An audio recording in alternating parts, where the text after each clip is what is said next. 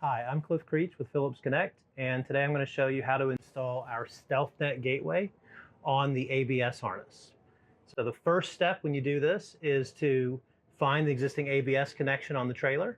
That will be located typically just forward of the tandems or on the tandems. On this trailer, that connection is here. You want to take that connection and open it up. There'll be a clip that you depress and pull the two pieces directly apart from each other. Once you have it exposed, you know the connection type. In this case, it's a 5-pin connection.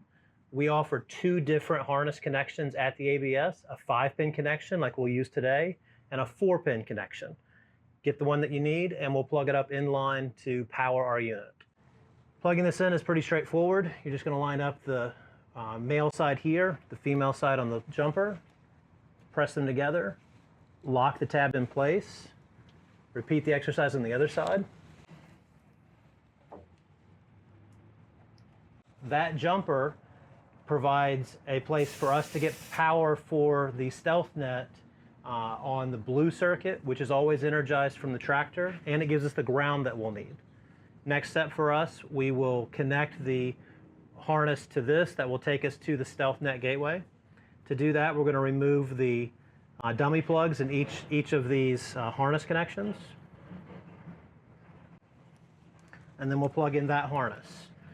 This harness just plugs in color to color, so blue to blue. The brown wire will connect to the brown wire, and the white wire will connect to the white wire. With those connected, the next step is to connect the StealthNet gateway. The StealthNet gateway ships with a shipping mode plug in it that we need to remove first. To remove it, you pull directly away. If it's really tight, you can use a pair of snips or pliers to pull it out. That exposes the electrical connector on the StealthNet gateway. That connector needs to be protected with dielectric grease. I'm going to open the tube of dielectric grease provided in our kit. Put dielectric grease in the connector, and then make the harness connection.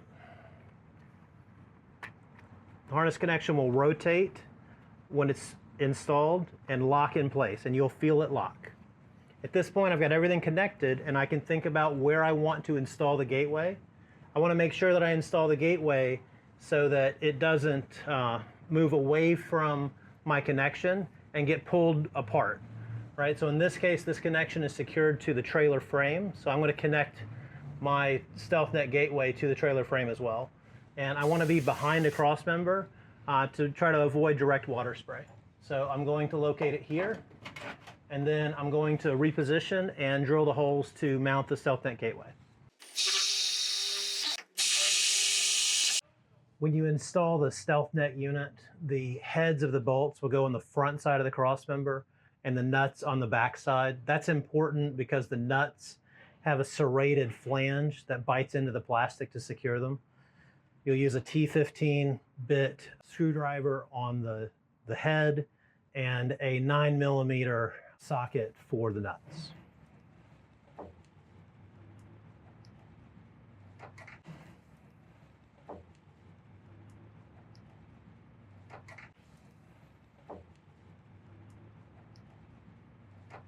Next step is going to be to secure the wiring with zip ties and cut those with snips.